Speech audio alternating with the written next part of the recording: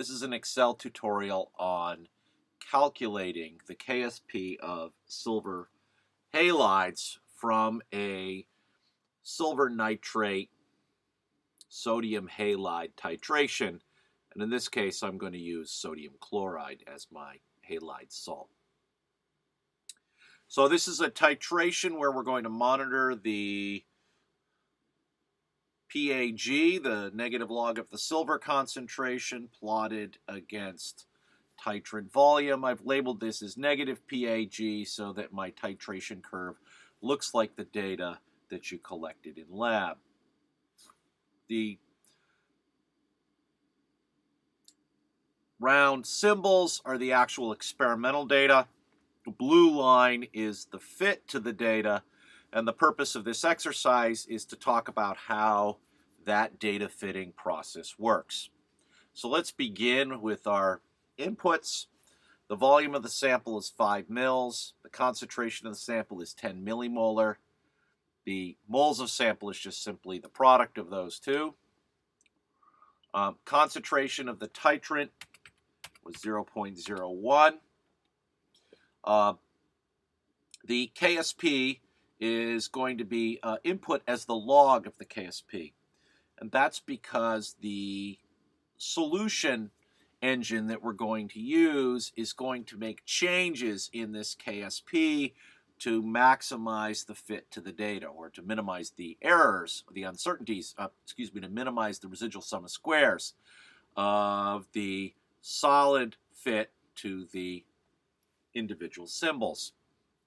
And when it makes those steps, if you're using a very small number like the KSP, 3.4 times 10 to the minus 11, it can't find a good solution. So if you use the log of the KSP, then a 1 plus or minus 1 unit change in the log KSP results in a 100-fold change in this KSP from, in this case, 10 to the minus 9 to 10 to the minus 10 to 10 to the minus 12. So this is a trick if you're working with very small data, but they should be small, and you want to get a number that's on the order of 10 to the 11. Usually you start with the log of it as a fitting parameter. Okay, so what are we doing? We are adding sodium chloride to a silver nitrate solution. And as we do that, the silver concentration goes down. Here's the end point of the titration. And this is where the excess halide is controlling the free silver concentration through the equilibrium with the silver chloride solid. So our fundamental mass balance equations are that total silver is equal to the amount of silver plus that's in solution plus the amount of silver chloride that precipitated out. So we're treating silver chloride here as a species that is dissolved in the system. We understand that it's a solid, so we're thinking about moles of solid per liter. The chloride concentration is similarly the amount of chloride that's dissolved uncomplexed in solution plus the amount of silver chloride that's in the beaker. Our solubility, our equilibrium expression is KSP is equal to silver ion times the chloride ion. And you can reorganize these equations to come up with a quadratic that describes the silver concentration. The A, B, and C terms for that quadratic are listed in columns F, G, and H. And you can convince yourself that the A term on the quadratic that describes silver concentration is equal to 1, that the B term is the total silver nitrate minus the total halide, and that the C term is the negative of the KSP. So you should confirm that by reorganizing these equations to come up with the quadratic in terms of silver. So once I've done this inputs from my quadratic equation, I can use the actual quadratic equation, negative b plus or minus the square root of b squared minus 4ac all over 2a, to calculate the silver concentration. If I know the silver concentration, I clearly know the chloride concentration. And finally, I calculate the PAG because I'm actually going to be comparing the PAG calculated to the PAG that you calculated in lab using the calibration of your silver ion selective electron. So the last column would be lab data. Okay, so I've already optimized this. You can see I get a pretty good fit to the data, and I get a log KSP of negative 10.4. Let's make the KSP a little bit more soluble. Let's make it negative 8. When I make it negative 8, you see that this tail doesn't fit very well. And so what we're going to ask solver in Excel to do is to change this value of the KSP until this tail comes down and agrees well with the experimental data. The other thing you're going to notice is that the fit is insensitive to the silver concentrate, to the KSP in this region, and is highly sensitive to the KSP in this region. So it's important that you pick titration curves that actually have some data past the equivalence point. So how do we actually calculate the least squares fit?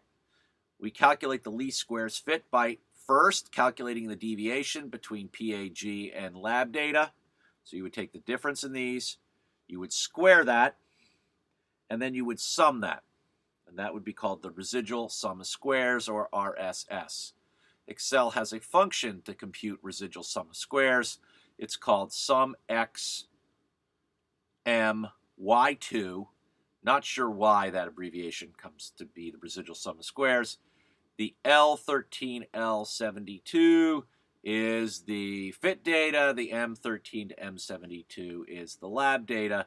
And again, it tries to minimize the residual sum of squares between these two data sets. The data does not need to be linear. It will calculate the residual sum of squares for any experimental result. So it could be linear, non-linear, could be a sine wave, could be a square wave. As long as you have XY pairs, it can calculate the residual sum of squares.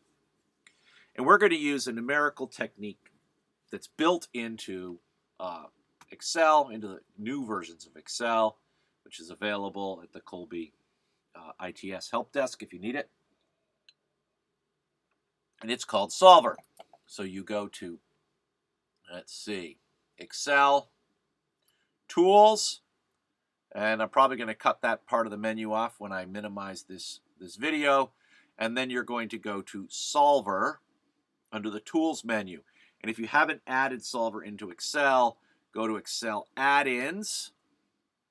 Under the Add-ins, click Solver Add-in, hit OK. It will add Solver to your Excel. So you're going to, again, go to Tools, Solver, and this brings up the Solver parameter box.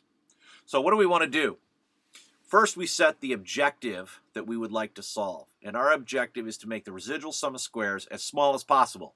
So we make M9 a minimum. And then we're going to change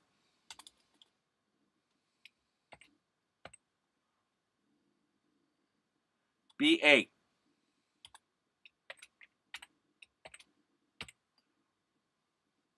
I'll try that again.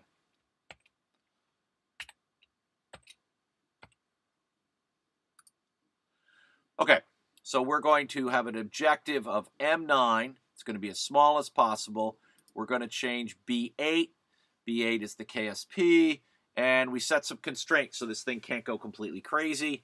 I've said that B8 needs to be less than -5, and it needs to be more than -20. That's certainly within the range of the KSP of silver chloride. You can use all the default options from here on, but there's a whole bunch of things that you can do in the options menu in terms of how the solution works. If you're interested in how these works, take Professor Holly's numerical analysis course. It goes through the detail of how this solver routine actually works. So I'm going to leave the options at their default value, and I hit solve. And it is now done.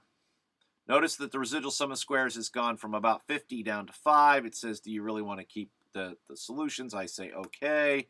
And you notice that the data now looks pretty good. Now, it's entirely possible that your titrant concentration was a little off and that it wasn't really 10 millimolar. it's really 9.8 millimolar, etc. And this is actually going to have create a problem, because if your titrant concentration was a little bit off, this blue curve will shift right to left, and it will compromise your fit to the KSP. One of the advantages of using Solver, it is able to fit multiple parameters to your data.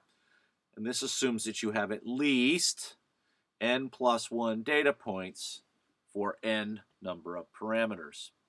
So in this fit, I'm going to optimize not only B8, which is the KSP, but B6, which is the concentration of the titrant. So I'm going to hit solve. Solve says you want to use the new solver solutions. I say okay. And you notice that my residual sum of squares is now down to 4.8.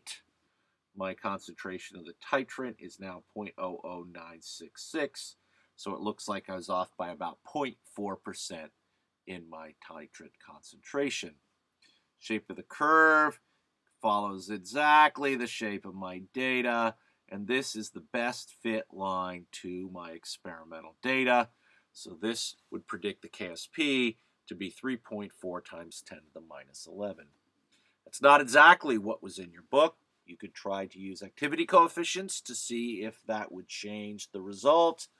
I suspect it's still a little bit off, but we're at least within an order of magnitude doing this simple titration.